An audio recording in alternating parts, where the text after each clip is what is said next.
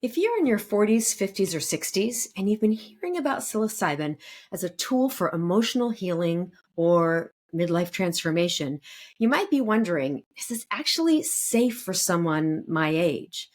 Today, we're going to be talking about safety, risk, and what to consider if you're exploring plant medicine in midlife. So this video is for educational and informational purposes only. I don't offer medical advice, and I don't encourage or condone illegal activity. Please consult with a licensed professional and follow the laws in your area. So hi, I'm Karen Caldy. I'm a licensed psilocybin facilitator in Oregon. My training and my work focuses specifically on psilocybin, and I support people in midlife who are exploring plant medicine for emotional healing, relationships, personal growth, and health. And today we're going to be exploring one of the most common questions I get from thoughtful, curious adults like you, and that is psilocybin safe for people over 40 or 50? So let's talk about it. So let's start with the body. Physiologically, psilocybin is considered one of the safest psychoactive substances in the clinical research world. It's non-addictive, it doesn't cause organ damage, it doesn't suppress breathing rate or heart rate. It has a low toxicity profile, even in high doses. In recent studies, including in those with cancer patients in their 50s, 60s, and beyond, psilocybin was well tolerated with no dangerous physical side effects reported.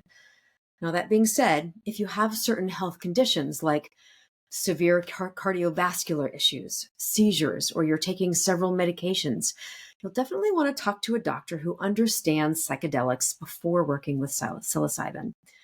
Now, this is where it gets really interesting because age isn't just about the body. It's about our past experiences and what we carry.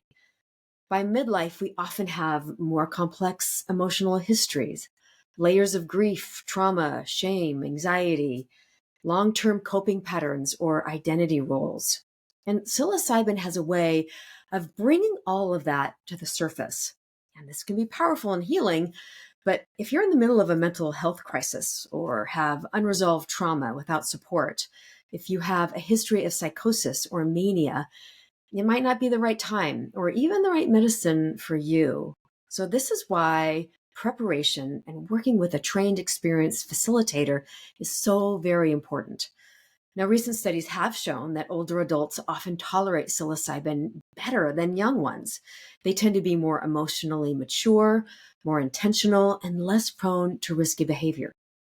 Clinical trials for end-of-life anxiety and treatment-resistant depression have included participants in their 50s, 60s, even 70s with excellent outcomes.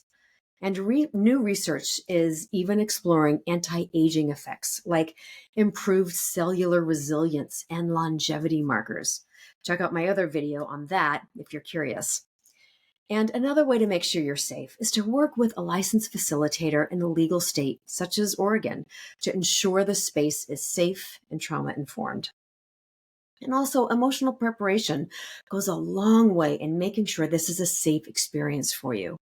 So ask yourself, what am I hoping to understand, release, or shift? And am I willing to feel uncomfortable?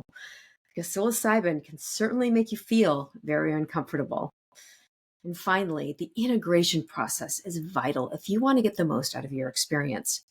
This is where the real change happens. Without support after the journey, even a beautiful experience can fade or leave you feeling ungrounded. So, is psilocybin safe for people over 40 or 50? For many people, yes. With the right mindset, preparation, and support, it can be a beautiful tool for reconnecting with yourself, releasing old patterns, and accessing new clarity. But it's not for everyone, and that's okay.